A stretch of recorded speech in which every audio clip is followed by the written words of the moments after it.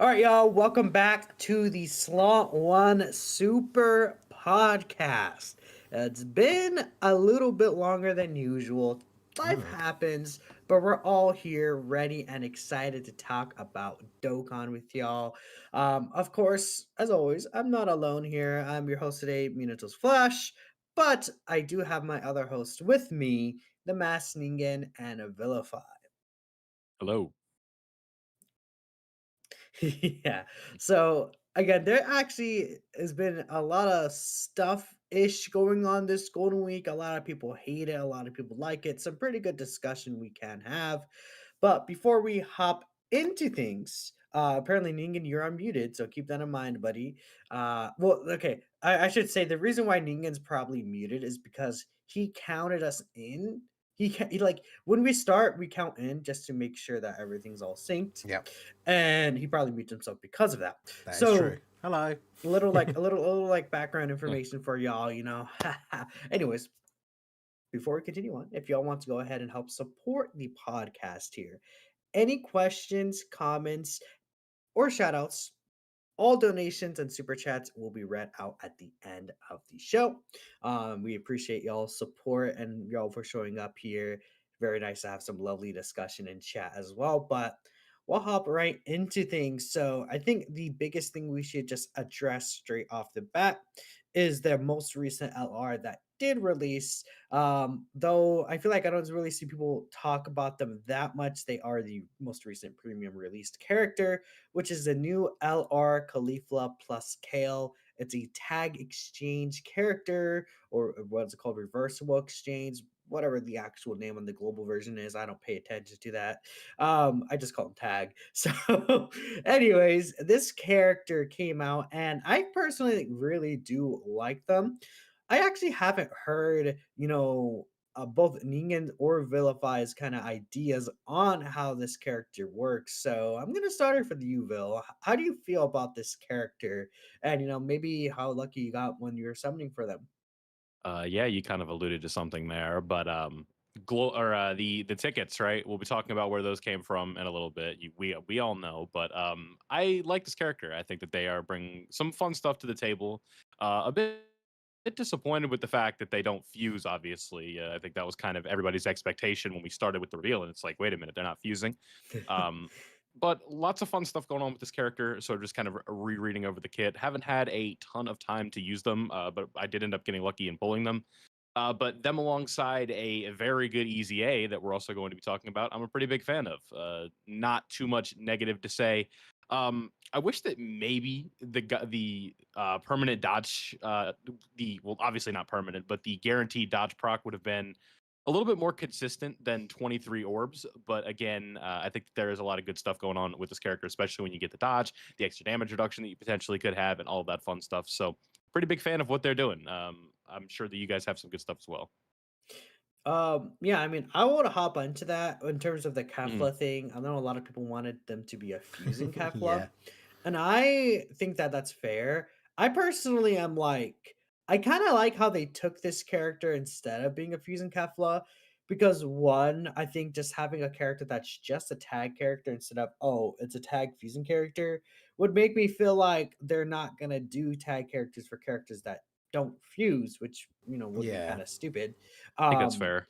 and a second thing is that I think with how they took this character with like Caulifla having the support for Universe 6 is a very important step for that Universe 6 team. And in the future, getting a standalone Super Saiyan 2 Kefla, I think would be more overall valuable than just having this character also fused into the Kefla, because it kind of gets rid of two different characters for that Universe 6 team that is already so limited, and just making it into one character. Whereas I think people really want a Fusion Kefla. We technically a Fusion Kefla in the game already, and I think this character being separate from just a Kefla that we can get in the future, realistically, I would hope we'd get a standalone version would be more ideal in my opinion. Especially because again how limited that team is, and we know that AGOKL eventually will be getting an Extreme Z Awakening. So I mean, if they really want to be really generous, I would hope that they would release a celebration this year with like a Dokkan Fest Caulifla, AGL Kel EZA, and then they could just bring in a Part 2 LR Kefla. That is what I think would be really good.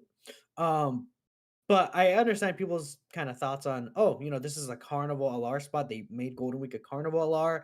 This should have been where Kefla dropped, and then this tag exchange character could have been with a Caulifla character separately. But who knows? Yeah. That's my thoughts on specifically about the whole Kefla thing.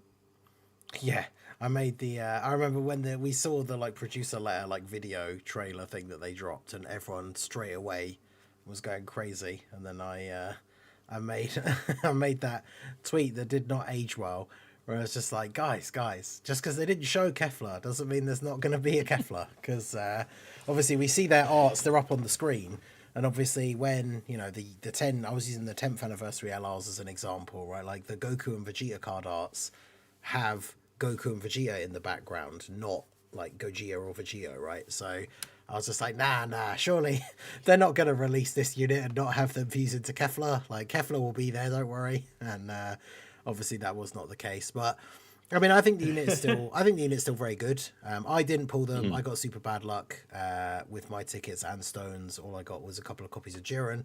But I have obviously tried them out. And I think they are very good. I don't like having to wait till turn 6, but the difficult events are kind of long enough that doesn't really matter too much. Because I think once you get Kale out, I think you and I mentioned it in like a reply to some comment somewhere, but like people definitely misread her passive at first when it got posted, thinking that her defense was about orbs rather than key, because obviously she has the orb requirement for doing the additional attacks, but her defense is based on her key and not orbs obtained. And like on the right setup, if she's linked with another Universe 6 Peppy Gal's character, she gets so much key at the start of the turn anyway.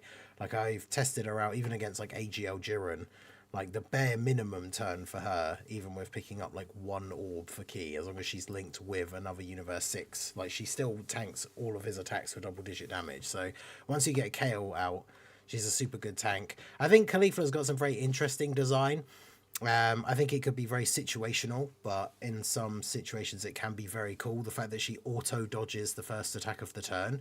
So obviously if you get into a situation where you have a scouter effect active, or in certain fights where, like Blue Vegeta in the Goku Story Red Zone, for example, where where the enemy is going to super attack, in those situations where there is only one attack there, it just means you can put her there and know that she's not going to get hit by the super, which I think is very cool. And then obviously there's situations where there's 3 attacks in slot 1 on a turn, and so you can't really put her in slot 1 because she doesn't get the extra dodge until after she's attacked. But I think Caulifla is solid as like a slot 2 most of the time, that extra dodge thing coming in handy. And then once you get Kale out, for me, I don't see why you would ever switch back to Caulifla. That's the only thing, I guess, with it being a reversible exchange. It's like, it's cool that you can, but I don't see why you would in most scenarios. Like, you just get Kale out and then use her as a slot 1 tank. But I think they're cool. The leader skill thing, like obviously we can talk about Universe 6 as a team as a whole. It kind of feels like they didn't do enough in this celebration to make that team super, super good. Because I know someone even mentioned it in the chat, right? Like if you pulled Kale and Caulifla, but you didn't pull Hit, like the Universe 6 team, just pure Universe 6, isn't particularly great. But these guys do, obviously being Saiyans, you can use them on a bunch of other teams, because Caulifla is a gifted warrior. They're on AGL Gogeta's 220% leader skill. I tried them out like on that team for a run, and they still work quite well. That team does need some good slot 1 units. It's just a shame, like I say, that you kind of only really become a really good slot 1 unit with these guys on turn 6. But yeah, I think they're pretty good. And yeah, I agree. Like, it's a shame no Kefla, but I imagine we'll probably see a premium release for like a standalone Kefla sometime soon, and then get some of those other Universe 6 EZAs. But yeah, overall, definitely think they are a very solid unit. I would say, I don't know what you guys think, but in terms of like how good they are on release in the meta, I would say they probably are better than Gohan from last year, but I don't know what you guys think about that. Well, probably, of course they are. Like, I think it's not even. It's not even I think close. Gohan was super underrated. Like, he wasn't amazing, but he was pretty good. Gohan had I was talking about this with Halvard actually. And I think Vector, this one has so many issues with this kit that you could just bring up. He was super team restricted. He was kind of a type advantage kind of like merchant in a sense where he had no built-in crit, but he's supposed to be a damage dealing character. He Hmm. wanted like go tanks on the team. He needed to have his orb changing. His RNG additionals were 30% chance, and the enemy had to be at high HP. There's a lot of things about that Gohan that were just very weird and didn't like he wanted to be a Majin Buu saga, but it doesn't fit with the links of that team. That team's always kind of weird to try and make it into a team. While Cal and Caulifla, they just slide perfectly into any team. They don't have any restrictions. They don't have much RNG to Yeah. them. They feed themselves everything they want at a consistent rate. Ultimate Gohan had to go through a lot of hoops, and whilst at his best peak performances, he could look good in those situations. He pretty much needs Stoops. If he doesn't land his additionals, like bro had like 700k defense with guard. Like last year, that was still bad, right? Mhm. Yeah. Yeah, that's fair. So this Calvin Caulifla, Kale herself is just what really, obviously exceeds that character. But the thing about this Kale and Caulifla is that Caulifla has some very useful tools, even in what's it called? The like battle hard and formidable foes, if we talk about those fights as well, which I feel like are still quite difficult, even though they don't have like any stun or anything like that. Caulifla has that 100% chance to dodge that first attack. So against that Cell Max AoE or the Broly AoE, which are one of the most devastating attacks in the game, Khalifa guarantee dodges those, right? Because she always will dodge that first attack with 100% accuracy. So she's one of the safest units to run in those stages, which realistically, I feel like that AoE hitting you for like, what is it, like 4 million AoE? Like, that's Yeah, disgusting. it's So ridiculous. Hmm. they're one of the characters that could just straight up get you the win in that fight because they just straight up dodge it. And the thing about Caulifla is that I think she's more than fine enough in the early on phases to keep her out until you need to get Kale out. But I also really like her in the Jiren fight against the Goku story red zone because like if you use her like as a floater even, she'll come back on rotation and guaranteed slot one against that Int Jiren. The Int Jiren is always gonna super the first attack. So she'll just straight up guarantee dodge that and she has type advantage. Then after you can switch into Kale, and Kale just like obliterates all these bosses. I feel like the only thing is maybe you could say I don't even know. Like I'm not really sure if I would say that I'd have an issue with this character necessarily. Besides, like sometimes you might have some key issues, but realistically, it's not gonna be something that's gonna pop up too commonly. And Kale herself is so absurdly tanky because she doesn't even need guard to tank most of the supers in the game for double digits. She's well past 4 million defense, just like start of turn before she even attacks when she's at 24 key. But then she also has guard. So realistically, like she's able to she'll be able to tank like 7 mil like supers probably like and still live those 7 mil supers. And we don't even have supers in the game that hit that hard outside of festival. Hmm. So this character is obviously really good. I just wish maybe they had because I think they're really really good in the red zones as well. I like them in battle hardened. Maybe if Khalifa had some sort of stun chance or something just to kind of make them a little better there. That's all I'd really want, just because I like these characters being good.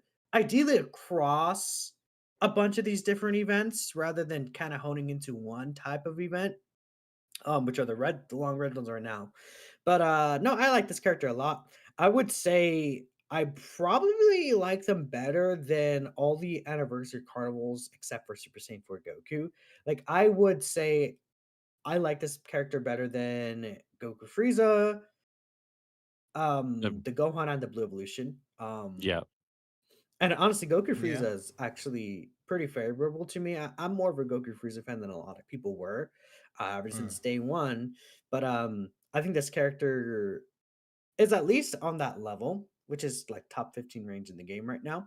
So that's what I think. I actually am a fan of them, and they do pretty well. Like, there's not really a section of their kit where I look at it, I'm like, this is stupid, you know? Like, there's a lot of characters you Yeah, kind of look at that and it's like, this is stupid. But I don't know. I don't really see that with this character. I think they yeah, kind of achieved what they're going for.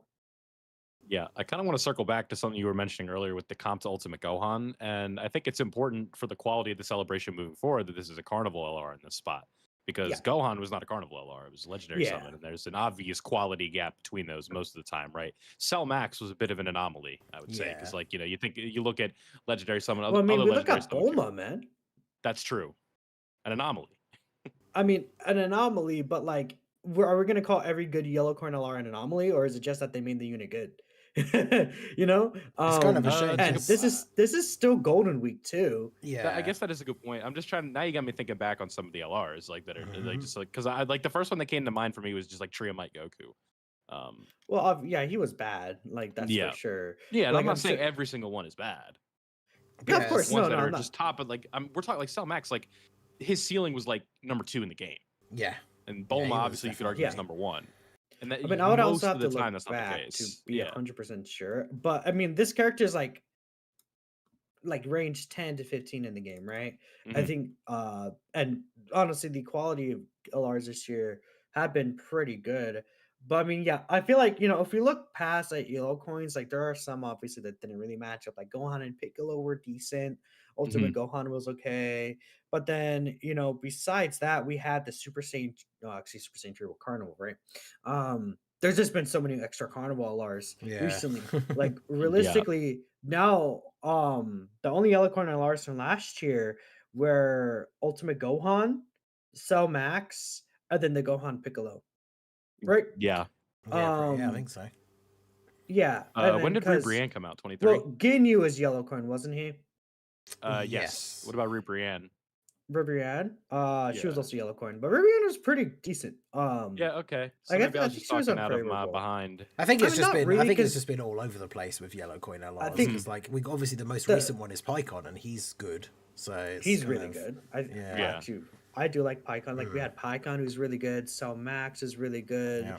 Ribrianna's pretty good, I would argue. A lot of people didn't really like that character, but I Mhm. personally found Ribrianna. We had Bulma, who is quite good. I think it's just a thing of it's going to be the same thing as always. The bad characters will stand out much more than the good characters to a lot of the player base, because this community focuses on negativity quite a bit, especially this past year. Every community. What do you mean? does. I know, but like, if we're like, the Dokkan community is no excuse to that. Alright, For no sure. exception. Right, Yeah. no exception. Yeah, my bad. You're good. But I think it's just a thing of yellow coin LRs. There's always been yellow coin LRs that have been good, but there's always been yellow Mhm. coin LRs that are bad. Like, I mean, if we take a look at that Carnival LRs, like in the past year, a lot of people hated Goku Frieza or Blue Evolution and even Gohan. Like, there's been Carnival LRs that people aren't fans of either. And I think it's just a thing of they just kind of fumbled some of the characters, and that's how it always is going to be. Mhm. But yeah, no, this character I think that did really good, even Yeah, it's- though they should be held to a higher standard as a Carnival Coin LR, and Ultimate Gohan shouldn't be held to a standard as high as a Yellow Coin LR. To me, it's kind of like, I mean, I feel like the lines are kind of blurred between LRs and TURs at this point. Where Mhm. I mean, we see into hit. It's not like, oh, he's a TUR character, I'm gonna, judge him on a different scale necessarily. I think the only characters I would say maybe could be like that are free to play characters. But we see like Super Saiyan Bardock's really good. I just don't think that Mhm. there's an excuse to make a character like have weird designs to them, like they should at least Yeah. now have inconsistencies. They should achieve what the character's trying to do, even if they're not as good as another character, which is why I like this character. I think they achieve, you could see their kit and you're like, yeah, they achieve what this kit is trying to go for, rather than another character like, I don't know, we could talk Blue Cow and Goku. It's like he Mhm. wants to be the damage dealer, but Yeah. he doesn't achieve that. Right? I don't know. He doesn't achieve a lot of things, to be fair, but True. He looks cool.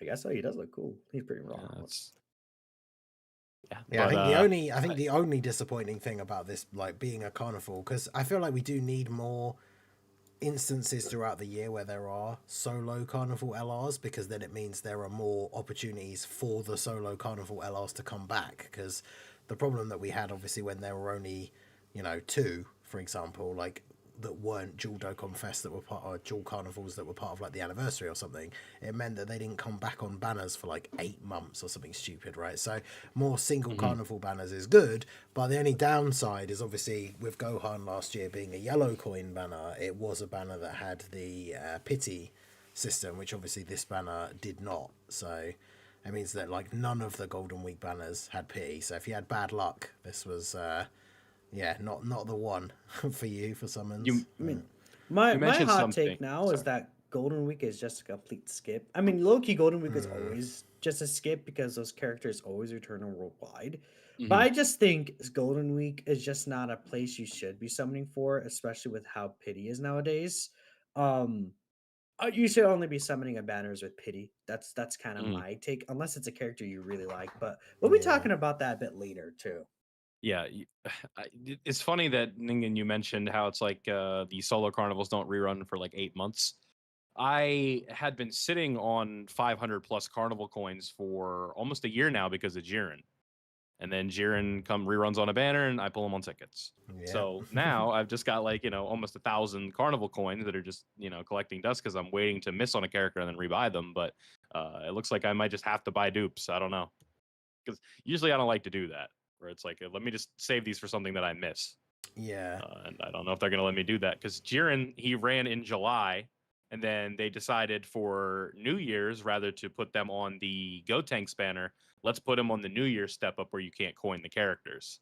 And they put the OG trio, the Int one, on the Gotenks banner, despite Global getting Jiren, I believe. Yeah, Jiren and Gotenks released at the same time on that banner for Global. That's Sorry, my right. dog's That's like kind of right. walking around Yeah, I trying to eat noticed they started things. moving. Yeah, he's just kind of walking around now, but just doing his thing, putting his searches in. But yeah, no, I agree. It's always funny how those things work because it's like you just kind of hold on to like I always like to have like 500 of each coin. It's sort of just like just in case I need something, and it was kind of just like waiting and waiting and waiting for the Jiren rerun, and it never happened. Yeah, And it's it like was just like, Yeah, that's I've spent like quite a that's few a of my coins recently now, like with the anniversary and stuff, getting copies for like Beast and like world and like some mm, of the worldwide characters that I needed dupes for. But it's true because like I went for a long time and built up a large amount of red coins because kind of like you said, like I'd be saving up coins for a unit to come back. And then I would just pull that unit multiple times before pulling the new unit that they'd come back on the banner with. So it's just a never-ending cycle of yeah, waiting. It's because that's like when I spend coins, like the thing I say to kind of like rationalize it in my head is like, it's like if I don't spend these now, I'm never gonna spend them because it's like that. It just keeps happening where they come back and then I pull them, and it's just it's tough. So. yeah. I mean, red coins are very funny in that situation. It's Mm, funny though because I've been having a lot less red coins because of the pity system. So yes. just in yeah, general. that is the So downside, I think, to the pity. I think we've talked about it before because it's like, yeah, if you go to pity to get the character, you don't get any red coins then, basically. So, um, but yeah, I mean, I guess that's what some of these banners, like the golden banners, don't have pity. Um, Hmm. I'm gonna assume whatever the Tanabata replacement is will also not have pity. I feel like it depends, which is a bit unfortunate. Like saying they didn't have pity, it just is. I feel like every banner should just have pity. I think it's kind of stupid, realistically. yeah, But who knows? There's obviously a decision behind that, and even like the big celebration, like Dokkan Festival banners, the pity is much more time consuming. I guess you could say in terms of summons to actually get there. So takes a Hmm. lot more currency. But I think we kind of got off track here. The Khalifa and Kale, pretty good character. In my opinion, I think we could all agree that they're very favorable, yep, and they're just easy and fun to use. Honestly, I did enjoy this character, but yeah, unfortunately, they are like best on Universe 6 with Universe 6 characters, and we would like a little more from that. So fingers crossed another Universe 6 celebration does happen this year, I think. Would be pretty cool, like a Khalifa Dokkan Fest, but we'll just have to wait and see. Mhm. But we also do have another Cleveland Kale character to talk about, and that is the Extreme Z Awakening for the Tech Cleveland Kale, who is the character that actually fuses into Super Saiyan 2 Kefla. Um, Now this character I think is much better than people's expectations Mm. for just like easy 2Rs realistically. Yep. I do have a lot of things to say, but I'm gonna hand things off to Ningen. Ningen, what are your thoughts on this new Tech Cleveland Kale Extreme Z Awakening? Yeah, I mean, I think they are very, very good. Potentially the new best Easy ATUR. Like, it's stacking units are always interesting, but the fact that they get that massive boost from their passive for like the first 4 attacks they do, giving them a huge buff. Like, I think the lowest I've seen them on turn 2 is like 1.4 million, which is still pretty good for a turn 2. And then yeah, if you've got like, you end up getting like the 4 supers turn 1, like the God RNG turn, you're looking at like 2 point something turn 1, and then of course turn 2, and of course on their second turn they also have 90% chance to dodge, because the best thing about them obviously is they have an extra attack in their passive that could be a normal, could be a super, but then as long as you're running them with another Universe Survival Saga character, they get a guaranteed additional super attack. And then obviously the part of their passive is they get 20% dodge on the next turn if they did 3 attacks in the turn. So as long as you have a Universe Survival Saga ally, they always do 3 attacks, right? So it's like they always have either 70% chance to dodge or 90% on like turn 2, which is, yeah, just crazy. Yeah, they're really good. They stack really, really fast, which is good. I've tried them out in a couple of the red zones, and like you can easily keep stacking them and then get to like the last phase, bring out Kefla, and then again, I think people underestimated Kefla maybe a little bit when they first saw her kit, because of the one big thing, and I think we've seen it a couple of times now. Kid Goku has it.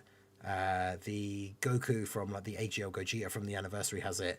The 200% defense on hit. Like people, I don't think people realize like quite how good that is sometimes, because it's like you bring up the team menu, you look at her start of turn defense, like you fuse into Kefla. I think when I did the Jiren red zone, it was like turn 14 or like turn 13, something like that. And you look at her start of turn defense and it's like 3 point something million. So what that actually means is it's like nearly 10 million when she actually gets hit. So Yeah, because much you like basically you just you'll triple it, you'll yeah. triple it, yeah. So basically, like Kale, there is no red zone boss in the game that can actually do damage to her. Yeah, and she's obviously got built-in dodge and stuff as well. But so yeah, people say, I saw a lot of people saying when their details came out that it's like, oh well, look at Kefla's start of turn defense, she's still dodge or die, and it's like, no. Like I guess the only thing would be short events, like if you do. But even then, you can't fuse her like straight away, can you? The fusion is like turn 6, Turn which 6. I know a lot of people. I guess it's because 6 is the meme, right? Universe 6, so it's like turn 6 for the LR, turn 6 for these guys. But the thing is, I don't think it's as much of a problem with these guys, especially because obviously, turn 2, turn 3, they've got such high raw defense anyway. I think it probably the only event that could kind of catch them out is like battle hardened formidable foes, if they don't dodge, and then they do at least still have that dodge chance. Because but they have the 90% dodge, like you said. Yeah, right? exactly. So like, yeah, I mean, dodge or die it may be, but like 90% chance to dodge is pretty good. But yeah, overall, I think this unit is really, really good. I think it is one of those, like every now and then we get those TUR, like Dokkan Fest Easy A's, where it's just like, yes, like this is what like the Easy A's should be like for Dokkan Fest TURs, right? And I think this is a prime example of that. So yeah, I think they are very, very good. Yeah, I made a video talking about that kind of latter bit where it's like, yeah, I think that this is, I don't know if the standard is the right word, but this is really like what we should want from Dokkan Fest TUR Yep. EZAs that are anticipated, right? Where it's like, we think about ones that are, what are some EZAs that we talk about all the time, right? In Super Saiyan 4 Gogeta, Physical Angel Golden Frieza, right? These are what the quality of character that we should expect from these EZAs coming up. It makes me very excited for those characters. Yeah, like, exactly. seeing how good this character is. I think especially Super Saiyan 4 Gogeta as a fusion. It feels like, I think my take is that they only made this character as good as they are because they're a fusion character. I think, I mean, my opinion, I think they're better than the recent LR. Okay, we could say I think this character is by far the best EZG war. I think like well, the second best would be like what Texel Super EZA. Like I think this character is definitely better than that character. Like what character would it match up to them? That Gohan, obviously. Yeah, Tech Gohan, right? The thing about Mhm. this character as well is that they also provide phase 2 support. So if you give them the 6 key spheres, they'll give 30% attack and 30% defense to the specific categories, which would be, I believe, universe tournament participants and then universe 6. But this is phase 2 support, which is multiplicative support. And I Mm. think that really helps like the universe 6 team because you look at a character like STR Kefla, doesn't have any multiplicative defense support in her passive, or any of these super old characters like STR Kale or Tech Leaflet that you're Yeah. running. Like giving a lot of these characters on that universe 6 team that multiplicative phase 2 support is really good. And this character is a slot 1 demon. Like this character is sitting in slot 1 and not taking damage. Um, they just stack so high and so quickly. It's very insane. In festival battles, they stack to a point where they just straight up face tank Tech Vegito Super.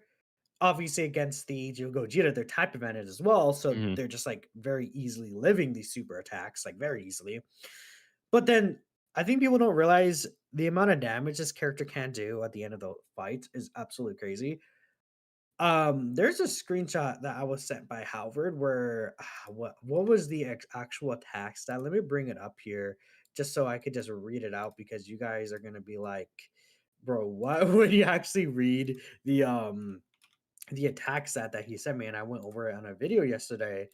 Let's see. I think that is if I just make sure I'm reading the number correctly. Yeah, that is a 235 million attack stat um, from Tech Kefla at the end of festival. Mhm.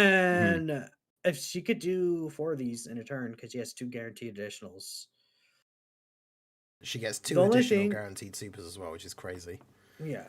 And she's Yeah. double digit tanking the super attacks without having to dodge. Like, she is, I mean, I think she's a better festival character than like A lot Super of Saiyan 4 characters. Goku. Yeah. Like AGL Super Saiyan 4 Goku. Like she would just be a better festival Yeah. character there. I think you could argue like she's a better festival character than the gods, even. Like there's an argument for her because the amount of damage she could put up in festival in the AGL Gogeta phase, like she could do most of his most of his health across those 2 turns by Yeah. herself. She's absurd in that game Mhm. mode. Obviously, we talked about Red Zone. Negan talked about Red Zone and Battle Hard Foes. I don't really think I wanted to focus on that because that was already discussed between you guys, but this character is insane. And I think a lot of people kind of because raw defense usually doesn't really hold up that Yeah. well, and that's why I think a lot of people looked at this character and said, "Oh, no defensive mechanics or anything like that besides the dodge." But I don't think they understood how much raw defense this character can actually get to because of how high their Yeah. multiplicative stats are, plus the amount of stats to get from their links. It's a lot. Yeah, Um, especially in Festival of Battles, you mentioned it, right? Where it's like yeah, raw defense matters when you've been stacking for 80 turns. exactly. And Yeah. 50% stacks is a lot. Yeah. Mhm. Well, it's like Like they don't even I was just gonna say we had that what? meta where like back in the day it was like raw defense because not a lot of units had things like guard and damage reduction and stuff like that, and raw defense was fine until we got to a point where obviously bosses started to hit in the like multiple millions, and so that's where now people have this mindset of like, oh well, raw defense isn't good enough, but like it is Because it when you're usually getting isn't. it is when you're getting to like Yeah. 8 million in like 4 or 5 Mhm. turns, right? Like as long as the raw defense is high enough, then yeah, it is perfectly fine. Yeah. Yeah. And I think it's so funny. The dodge doesn't even matter on this Kefla. Like it literally, I think the dodge is only useful to not get stunned or sealed by like some of these bosses. Mhm. That's the Yeah. only situation I'm like, oh yeah, the dodge is like useful.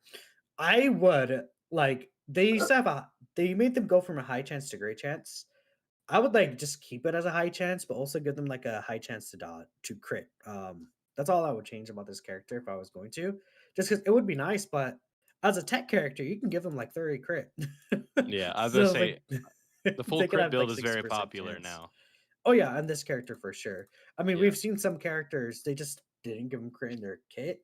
The Hit and God Goku is a character that Mhm. had no crit in their kit, and same with this character, didn't give him any. So that's where like a full crit build will come in mind. That's kind of nice, being able to build characters with full crit and actually get use out of it. It's just because so many characters just like, oh yeah, they have crit. It's like they're just already critting anyway, so it doesn't even matter. Mhm. Um, but yeah, and it is, yeah. So someone in the chat, prof, it is unfortunate you can't just reset the hidden potential for free. You have to spend the 5 stones I was if you gonna want say, to. like, I want a campaign to permanently change the 5 stones to 1 stone I mean, they do it. because I pretty assume frequently. like I feel like next month for like the global Dokkan campaign, that'll be a campaign where they That give is it true. Yeah, back. it could be a thing. But Um, but let's make it but yeah, permanent. 5 stone. It's it should be 2025. permanent. I It's mean, it It five should should be stones. really permanent. I think we've had the It should. discussion before, but like it shouldn't cost Mhm. you like your summonable currency because like you've summoned the characters already, like with your stones, right? You shouldn't have to then pay stones to reset their hidden Yeah. potential Let me like, use my abilities. It orbs. should be it should literally be like either more of the orbs themselves or like green or Hmm. blue gems or something, right? Not stones. And then yeah, even if it is gonna be stones, it should be like yeah, like one at most or something, right? It shouldn't cost Yeah, me half of a multi to alter a hidden potential build when like I mean look at a character like this is just like a good example, but like Super Easy A STR Gogeta, right? Like he easy A'd in the Stone Age.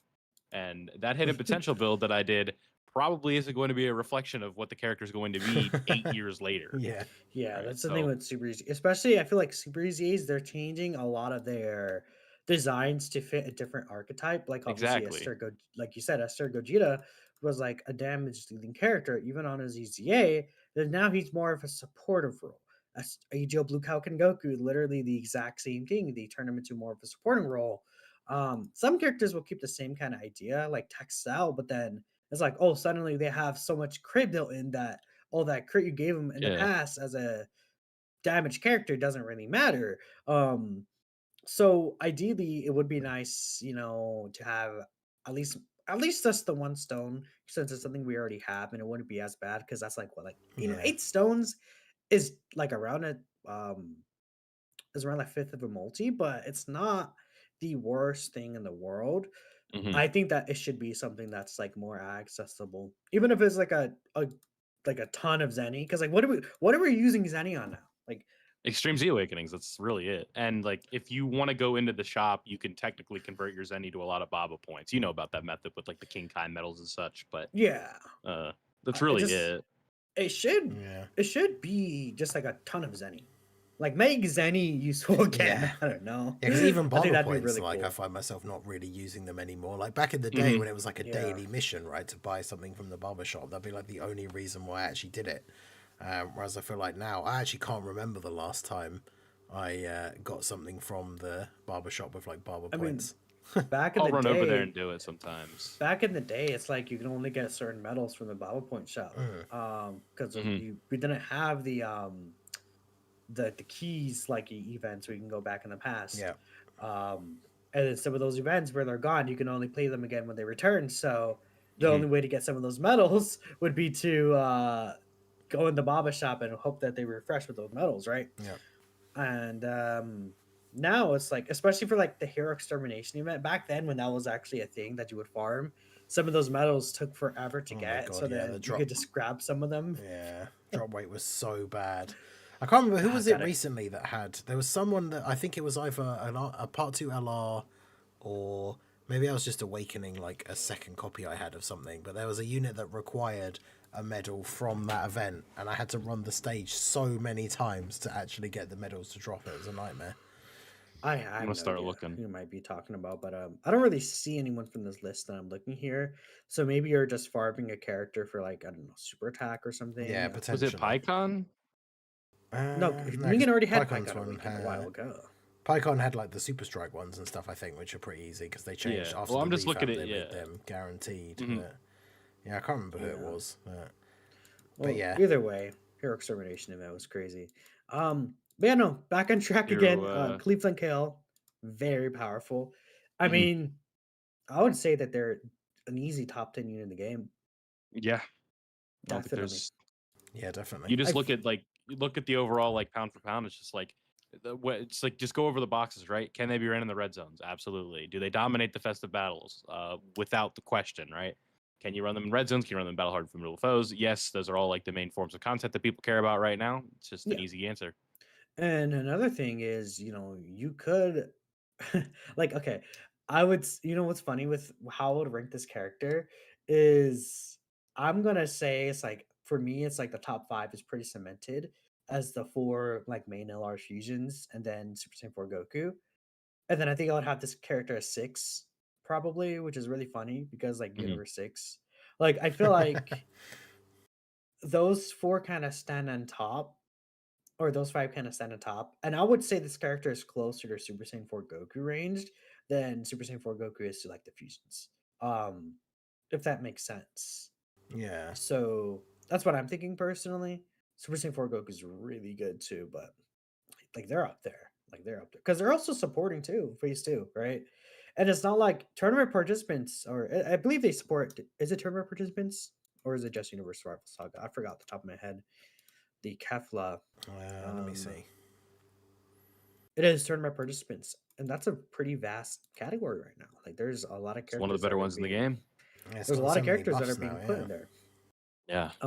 So yeah, no, this character is very good, and they're also slot one, which is something that Super Saiyan 4 Goku isn't. I think that's also a factor, but I mean, you could argue all five of the fusions are top five, right? So Yeah. that's how good this Kefla is. As an easy AT you are, right?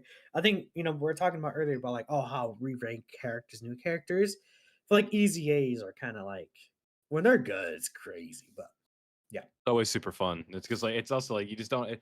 I think a lot of it is also you just don't have to summon for them for the most part, right? Where it's just like, oh my yeah, god, I got this crazy character and they're already rainbowed. Like, let's go. especially as a And long-time player for sure. yeah, and easy A's are like the backbone of Dokkan these days. Aside from like the brand new hype anniversary LRs and stuff like that, I think it's some of the most fun content in the game for sure. It's just seeing like nostalgia for old units and stuff like that. Like the 7-year anniversary was just so much damn fun, and those easy A's basically being the same quality that they were when they dropped. You could obviously argue like better, but Yeah, super fun stuff, and it's kind of just been that way. It's really disappointing when a character you really like doesn't get a good easy A. Like in Goku Black, nobody wanted that character to suck. Yeah. yeah, it's very unfortunate. I Right. mean, they're a bit silly not giving him any multiplicative defense. Literally, I think he would be so much better if he had, because he gets to attack up to 50% when he attacks. If he got also defense when he attacked, like he would actually be so much better. Mhm. It's because the raw multiplicative stats would be crazy, but hopefully easy A's. I mean, I feel like easy A's this year have been pretty good. Like, is there an Yeah, easy A you would consider was a miss? I'm not really thinking so. Like, I I'd have think to see who's done like, like because we have I Pat mean, the Power like the Kid sub easy Goku. A's, right? Like STR PyCon. But if we're well, I mean, talking Dokkan no one. Fest, We're That's not what going I major mean. here, I'm talking right? about like Kale, the primary easy A's, like yeah. super So easy A's. PyCon and yeah. So I'm looking at it now. Super I'm Saiyan 3 kind. Vegeta, I guess. Yeah. Kalkin Goku. How would you AGL Super Vegito? I guess you can count. Yeah, I think like him as a floater is still fine, but he's not like Uh huh. a standout character. But I feel like everyone else has had a very I very think yeah. good play. I think if we Maybe. slash off the anniversary, like let's just pretend like those Easy A's don't exist. Like just Mhm. like in the year of 2025 after the anniversary, we've got the GT Golden Week, right? Those didn't were those part of anniversary? I Well, don't they are think part of so. EX anniversary. Yeah. Right, EX. mm, Okay, true. And then Pat the Power. So both very good, right? We all love the Vegeta. The Goku's pretty good too. We got Pat the Yeah. Power Kid Goku, Goku Gohan and Cell, and we've got Pycon and Janemba, and then obviously Kale and Caulifla and this new LR Easy A I with feel like Goku and people Jin. don't like the Goku Gohan. I'm a pretty big fan of them, but I could see where they could have issues. Hmm. But yeah, I think mm. they're still good characters. Yeah, and They're like all good Part characters. of Power Kid Goku is really, really good. I find I think myself he's like, underrated. yeah, I think I like him more than the GT Super Saiyans just because how easy it is to just throw him on a team and like, even Yeah. back when he was starting to age out a little bit, you could still like throw him on teams just because giving that damage reduction to the rotation was so good. And obviously now with his Easy A, he's just kind of like right back into that role. So, but yeah, Yeah. Rainbow Orb hopefully, changing is just so silly.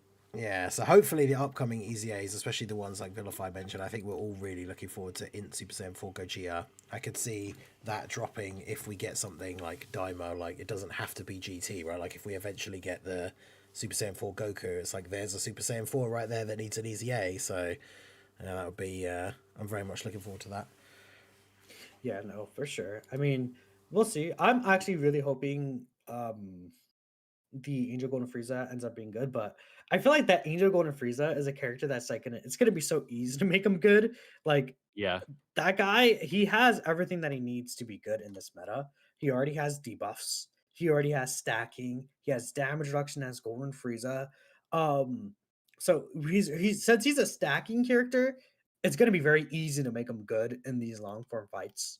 Hmm. With just give him greatly stacking attack and defense, and then at the stat increases alone, he already has multiplicative stats. So he's already going to be really good in those fights, but then he has ceiling and attack lowering for battle hardened foes.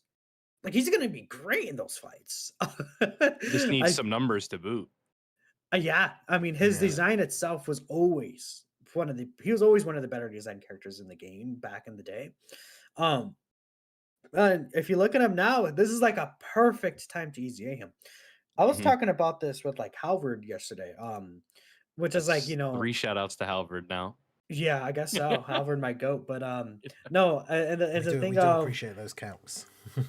yeah, it's a thing of right placement for bringing out characters, and it was we kind of thought about it. I was like, Golden Week last year and Golden Week this year should have been switched around, right? The characters and that release because last year we had a huge focus on like superhero reps Universe 7 and super Hmm. bosses, and then it's like, okay, if we bring these characters last year, Blue Cow and Goku win like Age UI Goku, Tech UI Goku, Blue Evolution Vegeta were at their prime. Hmm. And hit with like super bosses at its prime, with the Caulifla and Kale with super bosses, right? It's a thing of Astaire Kefla's EZA. Like that would have been such a good time for all these characters to release. And then this year, there's been a lot of Majin Buu Saga kind of stuff going on with like the Buuhan and stuff like that. Tech Buuhan released at the end of last year. Releasing those characters now, I feel like Buu Saga would be stronger now than arguably it was last year, especially with Tech Vegito existing. Like they should have switched them around. Yeah, And that's that's interesting. where opportune timing comes into play because I feel like the Majin Buu Saga characters fit the events right now a little better than last year too. Like especially when it comes to battle hardened foes and Yeah. Inbu being a stacking character. Like they're really showing out in these events to the point where I think both of them are better than the Tech Blue Cow can right now. Yeah. Well, Imagine maybe not Age of Super Saiyan 3, it depends, but yeah. Yeah, imagine Super Saiyan 3 had a more like 2025 level kit with like the mechanics that he still had with that 90% damage reduction and that guard right away, and he just had a little bit more to boot, right? Like that would have Yeah. been I mean, like if you just kept up to like 50% reduction and got like the 200% defense when receiving Mhm. an attack in slot one, like he'd be insane. I think it would have been a 250 or a 220, whatever you want to say, I mean, they might have just given him stacking. right? Who knows? But yeah. Anyways, I think we were kind of there's so much to talk about when it comes to Dokkan when you're really getting down to What, it. what about Dokkan Day? Dokkan Day, yeah. I guess we'll talk about Dokkan Day honestly. So Yeah. Dokkan Day was introduced with Golden Week, and I think it's gonna be a nice thing to see just for every single celebration. But getting those, what is it, 3 multis for the double rates banner was Yeah. pretty good. Especially because they did make it a double rates carnival banner. And a lot of people got very lucky on those like tickets, but there's also like the event that was brought into here, the actual Time what's it chamber. called, the time chamber event with Mhm. huge link levels. What do y'all think about Dokkan Day just in general? I think it's I a like great idea. permanent or not throughout the day, obviously, but I like a permanent. Not you know what I mean by permanent throughout the day. Yeah. The training in the clouds, right? Where it's just like over. Is that what the Popo event was called? I'm pretty sure, right? Yeah. That was the anniversary version that we all loved. Yeah, that's the what I'm one saying. day It was only called one. I yeah, can't remember what they. Yeah, the permanent Popo event in the Dokkan that's the Day. one we want. The Yeah. temporary permanent event. Yeah. Yeah. So Well, the one you uh could do over and over. yes, exactly. The unlimited attempt event is what I'm looking for. The But being able to just link level your characters in that rate, I mean, it is extremely stone intensive on your stamina. Even if you are max rank, like I think all three of us are here, um, it's it's tough on your stones, but it's definitely worth it, right? Having a day where you can just do this and they give you special tickets, and those are extremely easy to get. I made a video saying like you got to do this now. It takes 2 minutes. Just hop on and do this. I promise it's going to be worth it.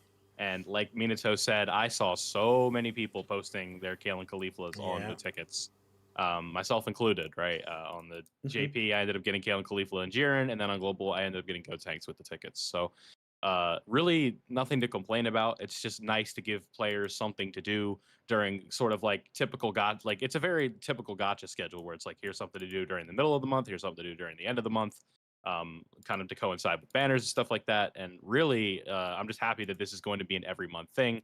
Now, kind of the funny question that just almost immediately comes up every time is like, what are they going to do in February? Are we just not going to get one, or is it going to be the 28th? I don't imagine it's going to be the 28th. I didn't even think of that. Yeah. I got that comment on my video right away. It's like, what about February, bro? I'm like, I think it would just be on the 28th, but I can't guarantee anything. No second Dokkan Day in February. No, that's a February shaft. Yeah. At least it'll be during the anniversary. Yeah, special Dokkan Day during. Actually, yeah, because it'll be like right at the end of the anniversary. So maybe they've done it like that on purpose, because that'd be weird, like to get tickets at the end of the. I mean, obviously we'll take free tickets. Well, I mean, anytime, the ticket will be the tickets will be given out for. So I think when it comes to the anniversary, they will give, because anniversary already has like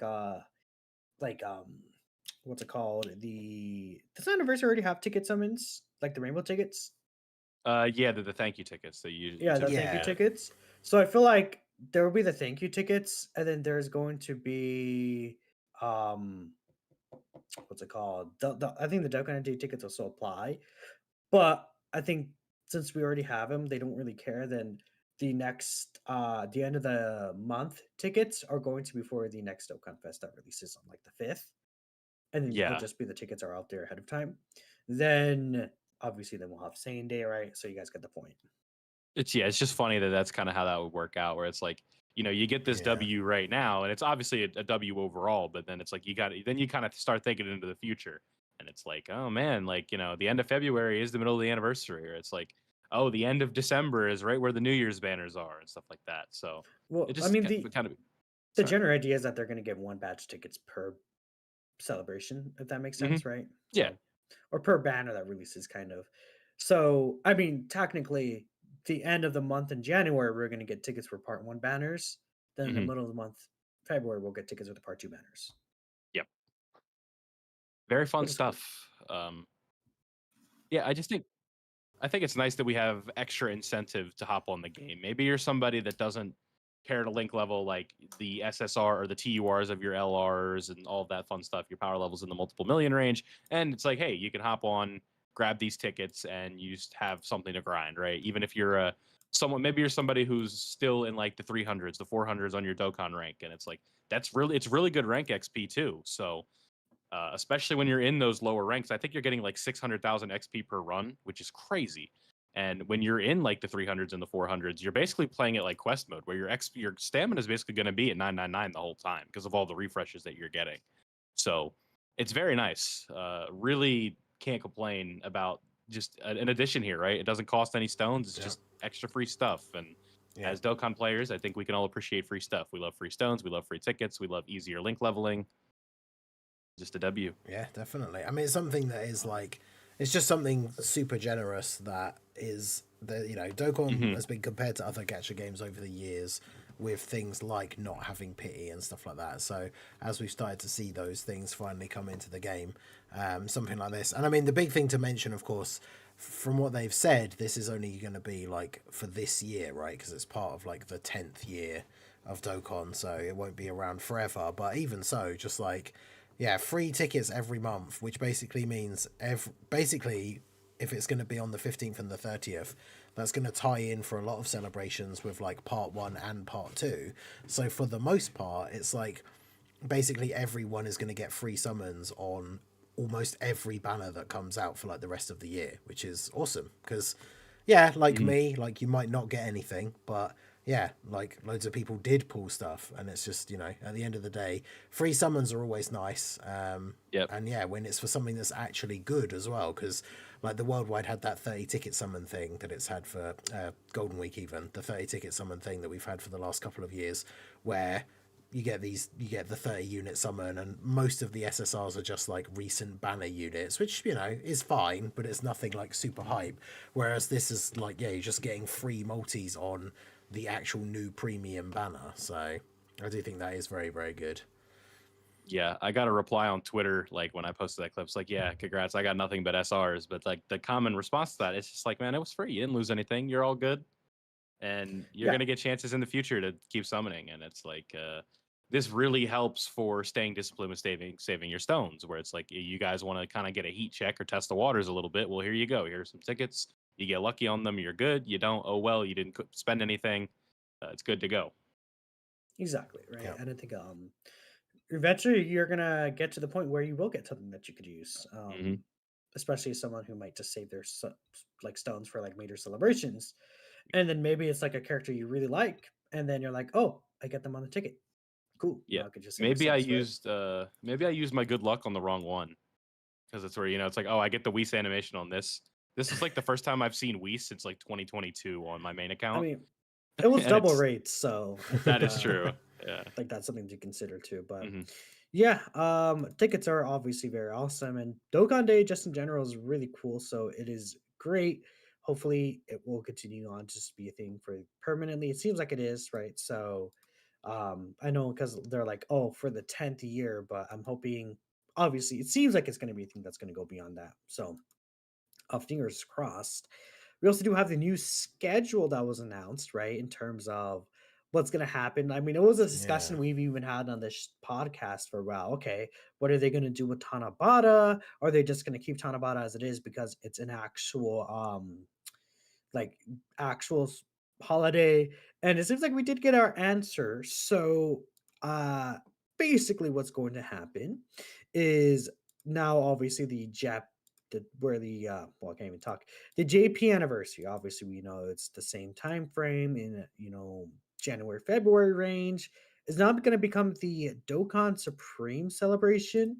Then the global anniversary is going to become the global Dokkan campaign. They're essentially moving the worldwide celebration up to where the global anniversary was going to be. So we could expect to see, I mean, some teasers next month, because at the end of next month is pretty much when Yep. things are going to be like kind of shaking up. Hmm. Um, we don't know if the banners are going to release on the 30th or the 7th, you know, the 7th of July or the 30th of June. That's something we're not sure about, but we're going to be finding out a lot of details next month. So we're getting close to a very exciting period of Dokkan anniversary size campaigns. Then we know that they're going to move the Tanabata celebration, which was in July to August, over to September, October, where Worldwide was, and they're going to turn it into a new campaign because obviously they're not going to call it Tanabata if it's not Tanabata. My theory is that they're going to call it the Thank You campaign, maybe, but we'll see. Hmm. Yeah, because obviously it coincides with the holiday in Yeah. the Japanese version, so it's going to be changing. But yeah, I think it's exciting stuff, right? Yeah. 2 anniversary level celebrations essentially during the year. I think that was definitely a concern for the lifespan of the game for me. Not like the game is going to like go under or anything, but just in terms of player activity, where it's like, you know, we get out of this global anniversary or the regular anniversary on the Japan schedule, and then it's like, are we really just going to kind of be doing nothing until all the way to the end of June? And I guess if you didn't like this Golden Week, you could argue that. But at least now it's not going to be like the global anniversary is just Tanabata. It's going to be something Yeah. way bigger than that. And it helps spread the timeline out where it's like you're not going from the end of March all the way basically until August before you have something to do again. Yeah, And exactly. a Yeah, I lot of think I'm a lot sure. of extra eyes are back. Sorry. Yeah, I'm sure we had the conversation. I mean, we've talked about it a few times on the podcast. Like even back when, you know, the sync was first announced, I think one of the ideas that, you know, people were saying, it's not like an original idea that I had or any of us had, like I saw people talking about on Twitter and stuff like that, but even when the sync was first announced, there was this idea of like, well, what if they just make the worldwide like the global anniversary and like move it up a little bit? And you know, people had their own thoughts on how likely that may or may not have been to be the case. And yeah, that seemingly is what we're going to get. Although even potentially even better, because that's the thing, the worldwide is always kind of seen as like the second biggest celebration of the year. It has that similar format to the anniversary where we have the same like Dokkan X Carnival Part 1 and 2, but the anniversary itself is still always just that little bit like, I don't know to use the word better, like just a little bit more content, a little bit more like a bit more exciting. I don't know what it is, but for them to literally like to advertise this now as like, you know, this new campaign it's 2 anniversary level campaigns in the year, so potentially it's going to be, you know, whatever the worldwide would have been plus that little bit more, which I think is really good. Plus it makes a really good timing for people who are saving for like the bigger celebrations, like if you're free to play. I know a lot of other games do that where they have like a half-year anniversary.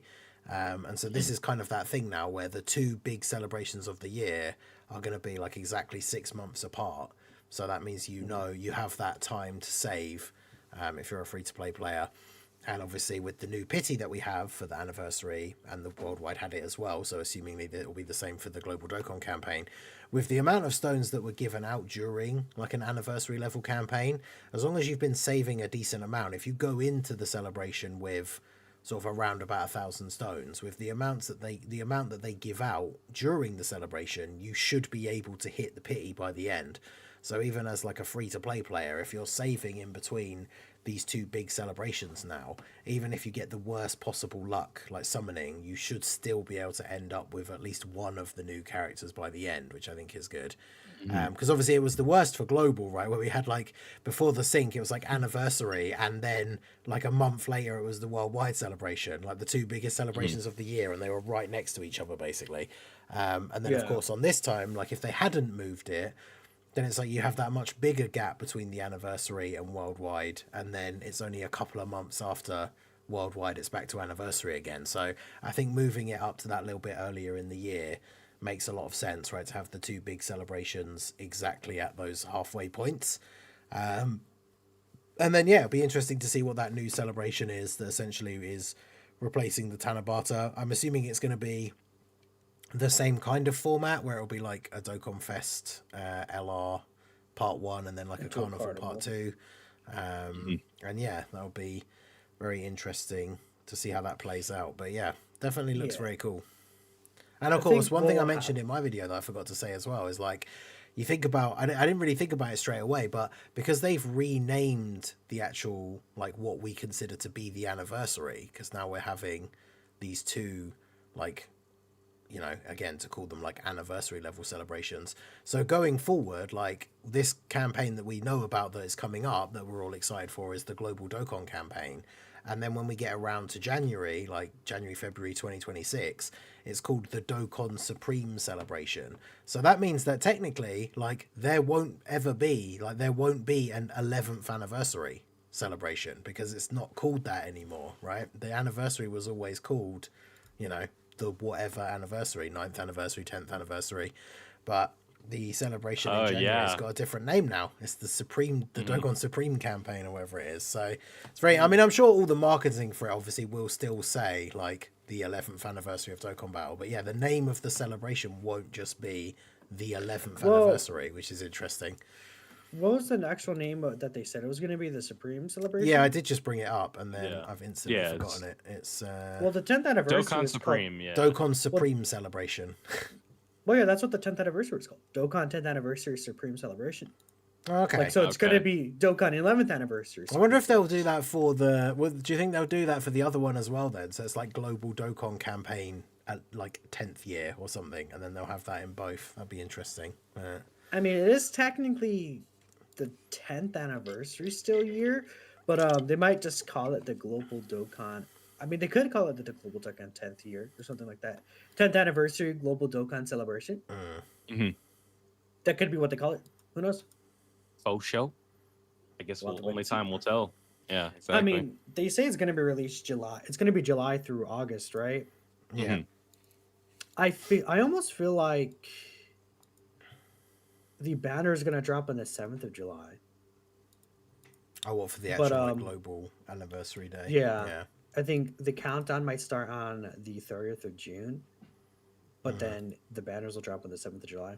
Who knows? Yeah. Just because it's like a thing of if it started like, well, I guess technically it could still drop on the 30th, like how the anniversary banners do, and then still go over into March. And they'll still go over to March, so it can still go over into the next month too. We'll just have to see. But because I guess the anniversary in there states January through February. So Mhm. who knows? Who knows? But It's, yeah, definitely very interesting. And of course, yeah. like one of the things that we're obviously going to talk about, I mean, potentially next, right, is what's coming up next. Is it is funny for them to announce such a thing like, even in the middle of Golden Week. I can't remember when that announcement was first made, right, about the Global Dokkan campaign, but it does kind It of was the 23rd. yeah. So like This whole thing, yeah. it gives you that big thing to like set your sights on of like this is now the big thing that's coming up in the future. So I mean, a lot of people are going to be solely focused on that as opposed to anything else that's going on now I mean, or like will be going on next, right? you have to be like Yeah, even exactly. even if we didn't know like that this was going to be changed, it's still the thought process still would have been like this Dokkan Fest is a skip, save for Tanabata, it's in 4 weeks. Like yeah, but now it's just like it just gets exacerbated by the fact that it's like okay, no, this is going to be an even bigger celebration here at the end of June. So, or going into July, excuse me. But like yeah, I think you got a good point. But with that being said, who do we think is next, gentlemen? I think it's going to be a character that wouldn't have a part 2 LR with them. I think it's just going to be a character that's Yeah. like, okay, kind of like a character like Videl, where it's like, okay, what would be the part 2 LR for a Videl character, right? And then, because I don't think they're going to, we see right before Worldwide and right before Anniversary, they have Dokkan Fest banner at the beginning of that month. Then in the middle of the month, they don't drop like an LR banner or anything. They drop like a Peppy Gals banner, or during before the 10th anniversary, I believe they did they not return. What did they return before the 10th anniversary? Like what banner was it that dropped? Was it the type banners for characters, or is that the year before? I think that was the year before. Yeah, I I forgot have what. banners up on Dokkan, and I'll look. Yeah, what banners did they actually drop right before, like after the Daima characters? Did they drop any at all? It, They might hey, not bro. have. If so, it's like yeah. Actually, well, technically, it could be considered the New Year step up. Could be what they came out with, right? In that So spot. But let's I'm thinking see. like it could be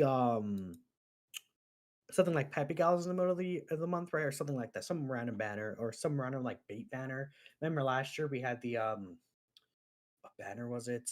Like the summer festival banner Yeah, right before Worldwide. before year 10, it was not. It was just a New Year step up because there was like so what they had on the 16th. It was like this funky Extreme Z banner.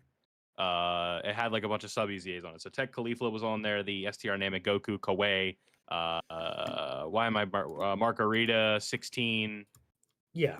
Yeah, I'm not saying it was a good banner by any means, but like it's Yeah, yeah, because random it bait went banner. Daima Gloria or went Glorio Goku, and then it went to the New Year step up. Yeah. I think Yeah, one went right to the end. I'm gonna say again because of that. I just think I don't think it's gonna be an LR, a character that will have a part 2 LR. Like how you could tell like a character will have a part 2 LR because of like the part 1 character. It just makes sense. Like I don't know. I'm trying to think of a character like The that. Kale situation will never not be funny, or we get Well, that Dokkan Fest Yeah. Kale, and it's like, oh yeah, I know who part 2 is gonna be. It's gonna be I Khalifa, mean, right? And then it's Super Boo.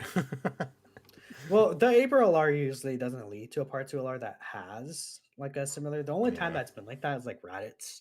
But think of like Who? I don't know, just like I don't think it's gonna be a character that would have a part 2 LR with them.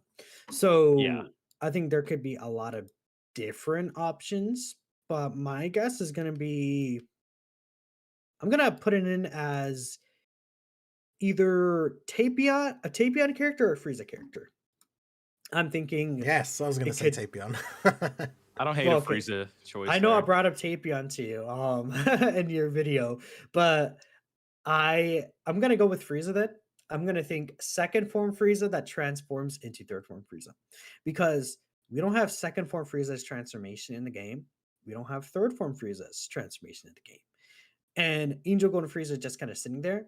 I feel like they can get him out of the way, even though I think worldwide is gonna be a Frieza theme celebration. I feel like they're gonna use like all the cooler worldwide characters and things like that, and maybe physical Angel Frieza just won't be able to fit in there. Um, but that's kind of my thought process, like a Frieza theme celebration to lead into like a Namek Saga kind of global Dokkan celebration. But it could be Mm. just a random character. Give me my Final Form LR Frieza for that, please. I've been waiting for a premium Final Form Frieza that's like from Namek for so long. Yeah. Not full power. That one doesn't count. I'm Yeah, talking like the the actual Frieza that final he form, is yeah. around for like most of the fight. Yeah. Yeah. Yeah, I think Tapion is a good choice. Just because he is that perfect kind of like filler filler Dokkan Fest character. Another one that I think could be very good, especially if we're thinking that there's going to be some Daima involvement in the Global Dokkan campaign, which I do, would be a standalone Super Saiyan 4 Vegeta. It's one of the things we talked about when we made our video at the beginning of the year, Minato and I discussing who all the releases for the year could be. I think a standalone Vegeta would be good. We haven't had a standalone Super Saiyan 4 Vegeta since the 4th anniversary. He's been on like cards with other people, but like we haven't had a standalone Super Saiyan 4 Vegeta. So I think that would go quite well if he was like a standalone Dokkan Fest, and then we finally get our Daima Super Saiyan 4 Goku, and we get that Int Super Saiyan 4 Gogeta Easy A, then obviously the Giant 8 Power team be looking pretty good. So I would like to have like December Dokkan Fest baby into Carnival or Super Saiyan 4 Vegeta. I wouldn't want him that'd be cool. to be released in a celebration with a baby. That's the only thing. I guess him and Baby could be separate Dokkan Fest. Maybe Baby would be a better Dokkan Fest next year because of all the GT bosses characters that could easy next year, like Perhaps. Omega. But Mhm. yeah, Yeah, I think because I Baby could is see a like good choice as well anyway, I think he's kind of like the most popular villain pick. Every time there's going to be a new next Dokkan Safe. Fest, Yep. people are like, villain, Baby. It's I think they it- should. I think it's a thing where I talked about earlier, like opportune times to release a character. I think Baby next year would be a really good release. I think if they drop Baby this year, like there's not really a lot of places you could use him, especially if it's going to be a lot of Daima. There's going to be a lot of demonic power. He's just kind of like going to drop, and I feel like he's not going to have a true home. But next year, they could actually make GT bosses a relevant team. And if he has any relation to GT bosses in the kit, that's going to be a bit of a mess because I don't think Oh, there's yeah. one usable GT boss right now. Yeah, I think I'd rather wait for them. I'd rather have them wait for next year. Yeah, we'll rush we in on a baby at this point. I mean, we've been waiting years for some people. I mean, I'm not going to sit here and say I'm like, pounding the table for a Dokkan Fest baby, but I don't want it them would to be do nice. a blue. I mean, literally a blue Calcan situation would be what would happen. He would drop, and then you'd be based around GG bosses, and then it's like, oh, next year there's going to be a bunch of GG bosses. Same with Blue Calcan and Goku. Last year there was so much reps, and then they drop them this year, right? So, Right. oh my eyes like annoying me. It is fun. I don't really. Yeah, I guess it's kind of like it's tough to say. I don't really have like a prediction on who it could be. It's hard to say. I think standalone Super Saiyan 4 Vegeta would be cool. I guess where that kind of runs into an issue though is like then wouldn't that kind of be like we're all kind of assuming that the 6th spot on that Giant 8 Power team would be the new Goku we get for Super Saiyan 4. I don't. Who would get the boot on the Giant 8 Power team? Now I'm just thinking about it. Would it be like one of the Golden Week, one of the old Golden Week EZAs? Yeah, probably. I'm not sure. Because the team is what, like Super Saiyan 4 Goku, the Grade 8 Vegeta, the LR4s, yeah, the Golden Week EZAs, and then we're still kind of waiting for that 6th spot because people kind of like some people run Limit Breaker Vegito, some people run the physical Super Saiyan 4 Vegito. Yeah, because obviously later Super Saiyan 4 Goku, well, we're expecting he's got an army. 4 Super Saiyan 4 Heroes EZAs later this year as well. So right, all the Giant 8 Power buffs would be good. Always comes back to heroes with this guy. All right, you know it. I brought up Limit Breaker for Vegito, to be fair. That's right. So that's Yeah. No, I mean, I think it could be Majin Kundu. ooh, Like if they're a gonna reversible Yeah, exchange. that would be great. maybe, yeah. I think if they are gonna lead into Daima there, it'd be like a Super Saiyan 4 Goku versus Goma, is what I'm assuming. My guess is that I still think Daima is gonna be 11th anniversary, but it could be mini Super Saiyan 4 Goku and Goma right now. And Yeah, then during 11th anniversary, they bring out the adult Super Saiyan 3 and adult Super Saiyan 4 Goku. I'm just imagining that But yeah, rotation of both of the Super Saiyan 4 Gokus. That'd be so much fun. And I even mean, adult yeah. Super Yeah. Saiyan 3 Vegeta with Super Saiyan 4 Goku, that'd be fun as well. Plus Majin 'Cause- Kundu. It could be like Majin Kundu where Majin Ku has like a ghost usher where he hits Goma with the book, and then yeah, Do could be like a The transformation Super into Saiyan Super 3, Saiyan yeah. 3. He's got to have that. That's so good. that is so good. Yeah, that would be cool. That'd be Yeah. like the Goku level of like when we saw SDR Hercule and then he got a fusion where it's like, it's like, oh That my was god, really this is fun. awesome. Yeah. Yeah. I would actually, Um, I'd be down for that. Like if they did, I just really want Worldwide to be Frieza. I'm so, Yeah, that's why, because my thoughts were, like, I saw people saying about, like, Daima could be 11th anniversary before we knew about the schedule change. And a lot of people wanted Daima sooner rather than later, so a lot of people were hoping it would be Golden Week, and then obviously it wasn't. And I think with this now, with the new schedule and the Global Dokkan campaign upcoming, like, part of me does feel like that's why they have waited, right? And that's why it wasn't like Golden Week or something like that, right? It's because it's going to be Global Dokkan campaign. And obviously it doesn't have to be all Daima, it could be Daima and something else. But obviously if it's an anniversary level campaign and we're thinking like 4 new LRs, then I feel like that's how you could kind of get that coverage with Daima, right? You'd have like adult Super Saiyan 4 Goku, Goma, adult Super Saiyan 3 Vegeta, and then the Majin Ku and Majin Du. Because obviously for the 9th anniversary, we got Gamma 1 and 2 LR as like one of the Carnival LRs. So I could see like Majin Ku and Du being like a similar sort of, they'd be like that equivalent essentially of like Gamma 1 and 2. Not necessarily in terms of what they do, but like the two of them together as an LR, like the Gammas were, I think is a good way for them to do like the 4 like premium units. I think that'd be pretty cool. yeah. So the takeaway: Super Saiyan 3 Majin Du for Global Dokkan campaign.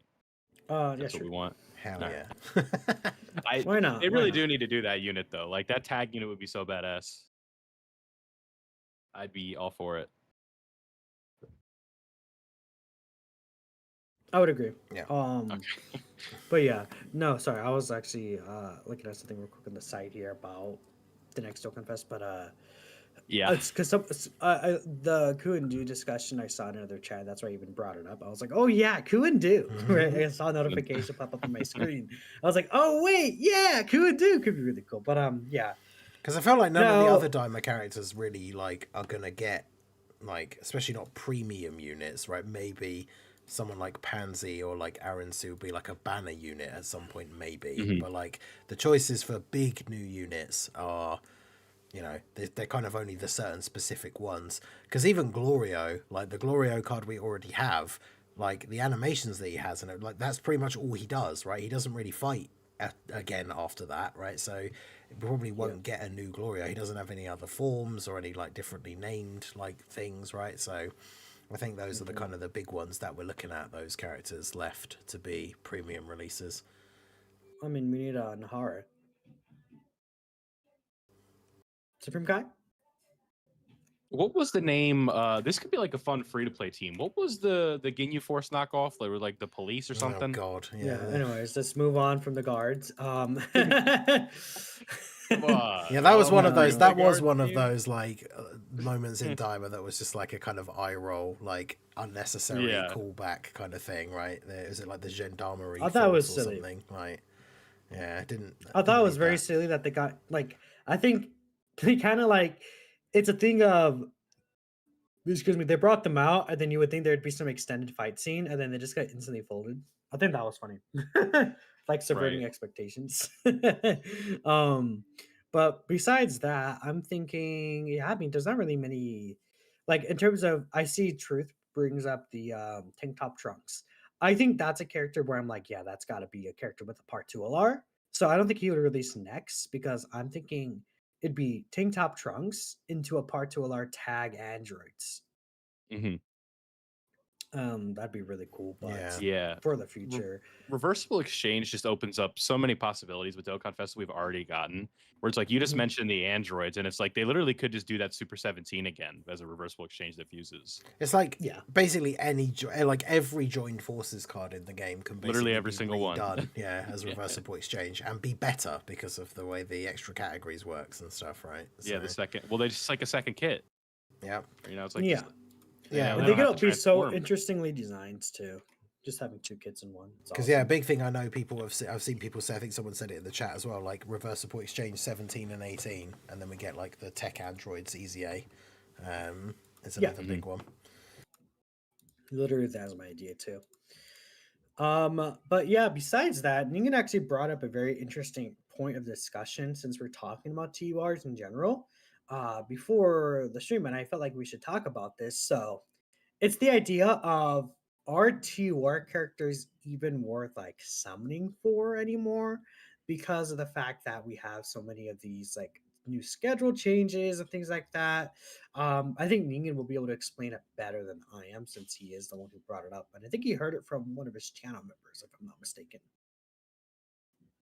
Yeah, it was a comment, which I'm trying to find it now just so I could give credit to the person who made the comment because I do remember basically what it was. I'm just trying to find it to see if I can give that person a shout out now, but I don't seem to be able to see it. But I think it's because it was on the video that I made talking about like who is the next unit going to be, and I'd made a post to get people's like ideas of who they wanted to see next, and then somebody brought up a point that like it kind of doesn't matter who it is because partly with what we've talked about with the fact that we have the global Dokkan campaign coming up, but it's just the fact that like a lot of these big premium LRs and like big celebration units are all LRs now, and so the point that was kind of raised is like, is it even worth summoning for TURs anymore?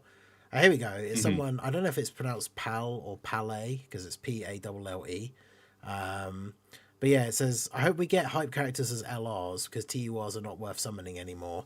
Kid Goku and Co are good, but I don't have a reason to run them outside of their own team. There are better options, and all of them are LRs. Maybe it's something you could discuss on the next podcast. So, are Dokkan Fest TURs still worth summoning for?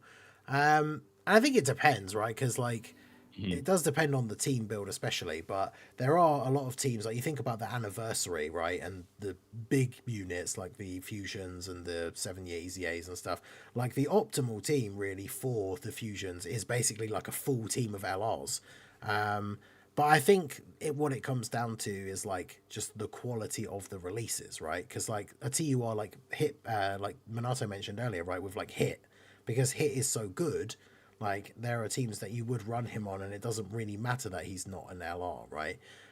So I think a lot of it does come down to the design of the units, but especially with these, like I think it's because TURs now are very largely just these like what we would call like the filler celebrations, and then so many of the big celebrations have become LRs now.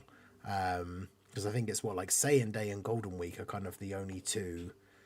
I wouldn't even call them like the big celebrations, but like the mid to higher level that are not LRs anymore, right? I think everything else now, because we've got Anniversary, what was Worldwide, Tanabata, like all these big ones are like the big LR units now. So I don't know what you guys think about that. I'm gonna say it's the same thing that it's literally the same point of reason that I've been saying for years. It's more of what you should summon for what you like.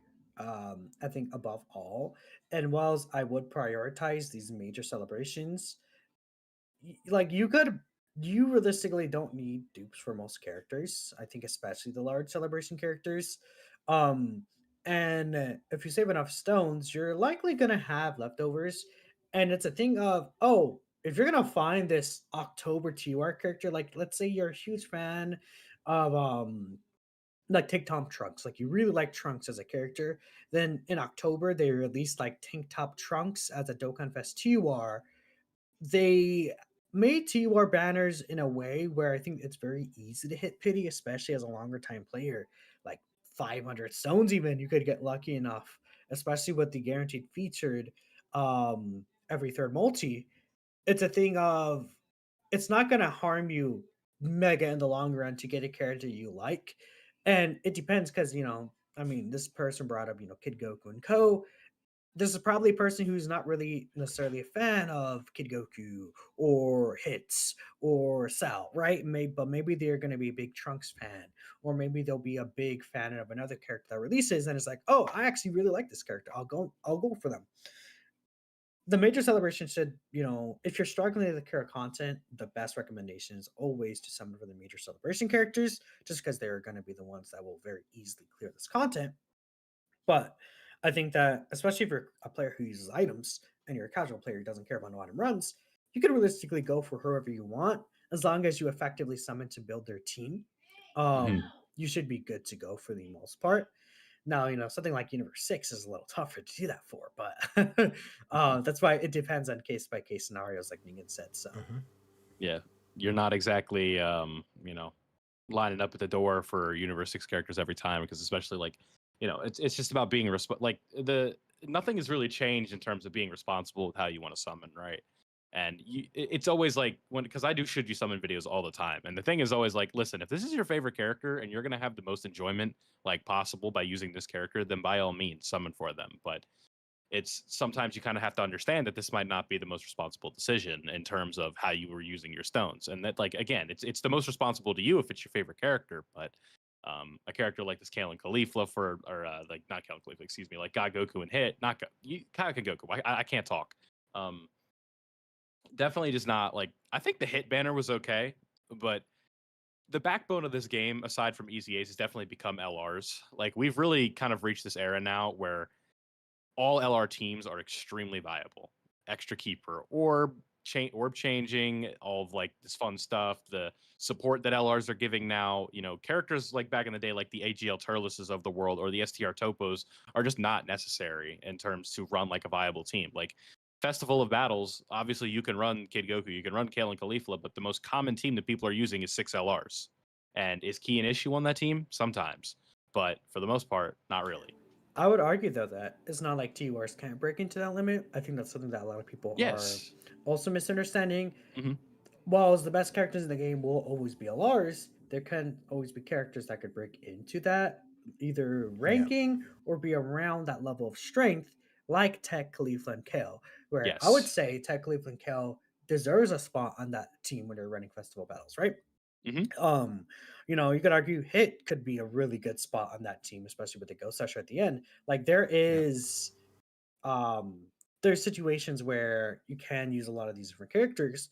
And I think that, and obviously the big celebrations with these LRs, that's how they're gonna market these characters like as being the strongest. Um, but at the end of the day, it's kind of like what Will said. You also need to consider what's responsible summoning, but also it's good to consider when these characters may actually return, Yep. because it could be a thing of, oh, I really like this Golden Week character, but then I know that this Golden Week character may return for maybe, let's say, these Golden Week characters, because I'm gonna assume that they're not gonna return on Global Dokkan campaign No, because yeah. that's like Too a month soon. away. Yeah. I'm thinking Yep. that they're going to return in the Tanabata spot instead. And let's assume, just for discussion's sake, oh, I really like these Golden Week characters, but I'm okay with being patient so I could summon a Global Dokkan campaign. And then when Tanabata rolls around and these characters return, that's where I can get them. That depends on how patient you are, of course.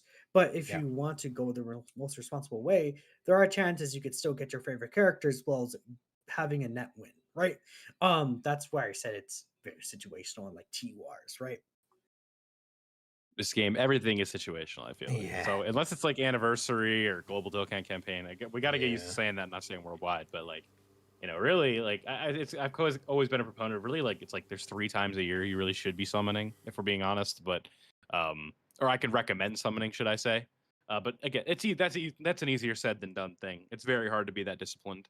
Yeah, I mean that's the thing. It's like when you give advice about summoning, because I do the same, right? When I talk about Hmm. like the summon or skip videos, it's like if you're free to play or you don't spend much on the game, you've got to try and get the most value out of your stones, right? And it's like, Hmm. yeah, it can be not as fun, I guess. That if because the optimal thing, if you want to get the best units in the game when they come out, like especially with the new schedule, like we were saying earlier, with them being 6 months apart now, is you just mainly want to be summoning on those two big anniversary campaigns. And then some people will say, "Oh yeah, so I only get to summon like every 6 months. That's really boring." Hmm. And it's like, yeah, I do get that, and it's kind of the thing that I've always said over the years. It's like Vilify was saying, if a character comes out that's your favorite character in the game, and you want them enough because they're your favorite character from Dragon Ball, so you drop like 1,000 stones to get them. Like, there's nothing wrong with that. It's when those same Hmm. people then, like a month later, it's the anniversary, and then they're posting like complaining, "Oh, I didn't pull any of the anniversary units. I'm going to quit the game." And it's like, well, Hmm. if you hadn't spent 1,000 stones like the month before the anniversary, maybe that wouldn't have happened, right? But And yeah, so there's like you also should another summon thing for to what you that. like, but yeah, in terms Hmm. of getting the most value, those big celebrations are always going to be like where the premium banners are and everything, right? So Yeah. It's why when people scramble every time they get 50 stones and just immediately run to do a multi, their yeah, quit rate is going to be a lot higher. yeah, Just because like never having stones and then quote unquote not getting the characters you want, right? It's just like I understand it's very easy because like I fall for this trap all the time. I get the 50 stones, I'm like let me just go toss a multi on something, and typically that usually results in me having to buy stones, and I don't Look like at you, buying stones. whale. Oh my goodness. But Look at this guy. yeah, what was this guy talking about earlier? Um, doesn't play oh yeah, Peton because he doesn't want the doesn't free care about the stones. free stones. He doesn't care about The those stones. Peton is so boring. Peton is the Okay, most that's boring thing ever introduced in the game. No, sure, but I don't think you're crazy. allowed to throw such words at me when you're talking like that. Look, Peton's just boring, man. I don't know what to tell That's you. fine. It's I hard to say. listen. Refresh your I Petan, everyone. I yeah. don't Stop. know. I don't know what Peton has to do with you being away and buying stones like that, man. That's all I'm gonna That's say. true. It's well. Sometimes my finger just slips, and I click the buttons and double click my little Apple Pay thing. Oh, it happens to the best of us. My finger just slips. It's like, oh man. It's like I also got a purple stone that I'm able to use. I don't know where I got that from. Yeah, I just like it appeared in my box and out of my bank. Yeah, where did that come from? Yeah. Why does my bank account say minus 500 Apple Store? How did that happen? Man, it's like something possessed me for like 2.5 seconds. It happens. But you see Zeno, you feel justified. Man, it's like whenever I play Dokkan blindfolded, it's like I lose money. It's crazy. Yeah. I took off the blindfold and I had more stones. I don't know what happened there. Every you don't time my understand. core disconnects on stream, Yeah. Well, if we're YouTubers, because well, think about it. We have the free stone farming event that we use. Yeah. Right? yeah, The just, secret stone farming stage, yeah. Yeah. Don't bring that up, man. But nah. So I got off again, track. it's situational for T-Wars for sure. Yeah. Yeah.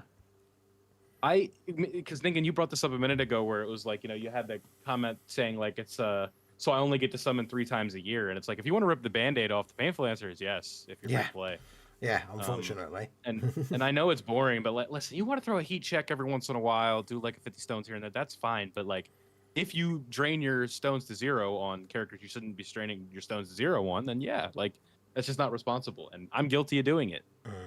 I probably would have saved a lot of stones / money if I didn't do that. Obviously, that is the great thing now, with what we said earlier, right? With Dokkan Day and that being a thing now, is like, yes, you might not get them with the tickets, but now basically all players, you are going to get like free summons on all of these banners. So hopefully that will help people for saving for these bigger celebrations. Obviously, if they get unlucky with the tickets every time, then it doesn't really make much of a difference. But even if, like out of 3 filler celebrations, like if you pull one of those new units off the free tickets, and then obviously that's kind of helps people out a little bit, saving for the bigger celebrations, which is what you should ideally be trying to do. But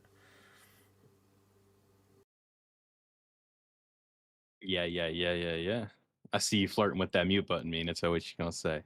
No, I mean, my roommate's playing music in the background, so I'm just like, I texted him to turn it down a little because I think it's you could probably hear it in the background, but I'm gonna talk loud enough so where you can hear it anyways. I What'd you say? I apologize can't for hear that. you.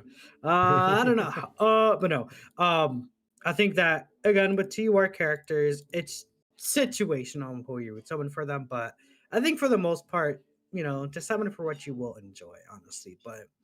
From here, I think it's about time to go ahead and let's take a look at some of the comments and everything, all the support you guys sent out to us during the podcast. So we got a few messages from y'all. So Ningen, whenever you want to go ahead and bring them up. I think we got one or two. Yeah, let's have a look.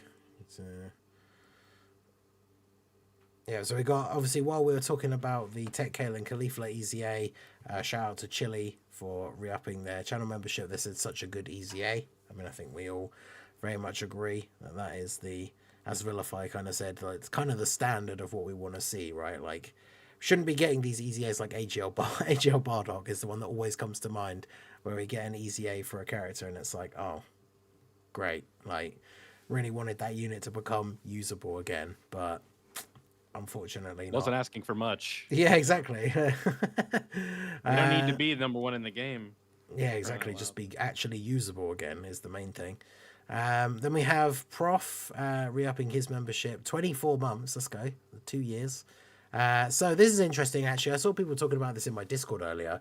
So it's like, do you think Dokkan will ever hit top grossing again against Pokemon TCG? Because I think I saw someone say, like, hasn't that game been, like, consistently, like, the top grossing mobile game for the last, like, however many months or something that it's, like, since it's pretty much since it came out, Probably. I mean, like, Dragon Ball is big, but Pokemon? Yeah. Like, because, like, we kind of had that fun little run there where it really rallied us together against Uma Musume. Where that game was like, always up here, and the Dokkan was like kind of here, and then we get to the 7th anniversary and we go up here, and like, that was super fun. But I don't know if Pokemon is, really gonna be. I don't know if we can beat that. But with that being said, they find ways to kind of sneak top grossing stones in. They just label them as thank you and give us 30. But yeah, I guess it comes down to the 100, right? I guess that's what they're referring to. I think it I don't remember depends, the last time we got that. I think obviously celebrations give more stones now than they used to, but like there was that time a few years ago where like Dokkan would hit top grossing for almost everything, right? Unless it really was like an unhype, like filler celebration or something. And even those ones would go pretty high. Like this one always sticks out to me. STR Videl reached 6 on JPIOS. And that's kind of like when you realize it's like, yeah, this game could sell anything. As long as the character is good, people do not care like what it looks like. Yeah, exactly. And then it was just one of those things that like the gacha market has just expanded so much more now. Yes. And yeah, there are so many games. Because we've talked about this before many times, but yeah, like the game not hitting top grossing is in no way an indication of like the celebration not being successful or anything, right? Because Dokkan just keeps making more and more money. It was the big thing for the 23rd World Tournament Golden Week. A lot of people who don't like any sort of DB Saga stuff on social media, especially trying to campaign that that 23rd World Tournament Golden Week had been a failure because it was the first one in the last 3 years that like didn't hit top grossing. Except then when all of the like, the figures were published, like that Golden Week made way more money than the 2 years previous. It just didn't hit top grossing because so many other games are available now. So yeah, it's one of those things like hitting top grossing against Pokemon, like who knows, maybe Anniversary is kind of always one of those things where pretty much guaranteed that we get top grossing. And obviously what was worldwide, like I think the 2 big celebrations now are probably the ones where we will see top grossing, but like Vilify said, like they kind of factor in the amount of stones they want to give out for free. So in some of these celebrations where we do just randomly get the like, hey guys, thanks for playing, here's 30 stones, that is essentially like what would have been top grossing had we got it kind of thing. So, but yeah, who knows if we'll... Yeah.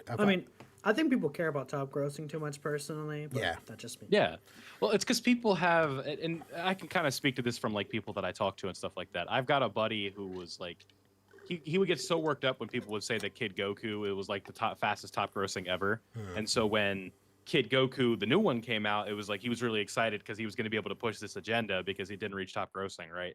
And people just kind of have like their biases and stuff like that, and they want to say like, oh, this celebration didn't do as well because it didn't hit top grossing or do this and that, because they just want to say that like because it should have been this. It's like, oh, Saiyan Day wasn't good because it wasn't the character that I wanted, and the top grossing validates my way of thinking because they couldn't outgross Pokemon Pocket, whatever the hell it is.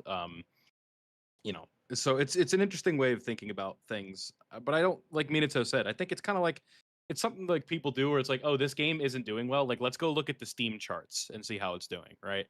Where it's like a game could be more social or more console friendly or something like that, and it's like, oh, but let's go look at like the PC, what PC players are doing. That's the only metric that matters. That means the game has fallen off because people aren't playing it on Steam. Yeah, and maybe that's a little bit of a weird comparison, but I also think it's like it's a metric that isn't like the end of the world. Obviously, if a game sees like a 90% player fall off, like, yeah, that's a big deal. But Dokkan, it's like, oh, they didn't hit top grossing. Oh, what were they? Oh, they were third. They made more money than Genshin Impact. Like, oh, they're doing fine. Yeah, and exactly, it's like we said, it's like so many games now making money. It's like them not hitting top grossing doesn't mean that they didn't make an insane amount of money. They just didn't make as much as somebody else, right? So, I mean, we've seen the numbers, like how a crazy amount that Dokkan makes for Bandai Namco, like every year. So, even if we're not hitting top grossing, obviously some of the bigger celebrations specifically, which are of course the ones that they are aiming for the most, like are being successful. So, I guess that is kind of the important thing. What's a good indicator for the game? That we're getting these large-scale updates and changes to quality of life and improvements in the 10th year of it. We're not getting recycled animations, different things. Like this game is really innovated more than I want to say ever in the 10th year with what they've changed. The schedule is changing. We've had version update. So many things that they've changed that I think people don't count for, but that's a whole other topic. I'm just like, it's like, Yeah, it's crazy. Okay, so many games don't make it this long, and for them to have got to this point 10 years and now still be making all these massive changes. Like the sync in and of itself was a massive change, and then this new schedule update, like everything, like all the changes that they're making. Hopefully, very promising for the future. So, yeah, shout out to Prof for that one. So yeah, who knows if we'll hit top grossing against Pokemon again? Short answer is probably for the anniversaries, but that's probably about it. If not, they're making a lot of money still. Well, yeah, exactly. So it's not going anywhere anytime soon. So we got Chili dropped a couple of super chats here. The first one, $2 one, says thank you for the podcast. At least we get some Dokkan content.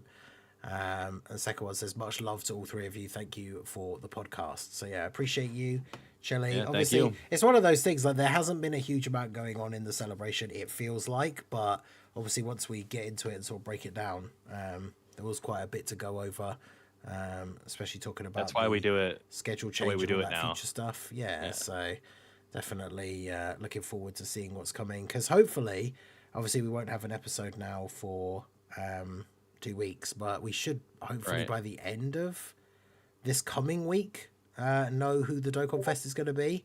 So by the next episode, the new unit will be out and in game. So we'll be able to go over that and all that stuff then. So you guys can't see this, but Minato is saying that the music is too loud. The music is too, the Minato's roommate's music is too loud for him to do the outro. So as the only member who doesn't have long hair and a beard, I guess I'll be taking the spot, right? Yeah, there we go. Thank you guys for tuning in to the Slot One Super Podcast. It's been great hosting for you. It's always nice to be back and talk to you guys about the game. Gives me a little bit of an extra place to talk about things I don't get to talk about on the main channel. Yep. But thank you, as always. And again, it's been fun. Minato, it's been fun. I know you can't reciprocate here, but hopefully you guys did enjoy. If you're watching this as a VOD later, let us know what you guys think of Golden Week and all of that fun stuff. But thank you guys for watching. Leave a like if you did enjoy. Subscribe to The Masked Ninja, myself, and Minato. And thank you for watching. We'll see you in the next one. Peace out.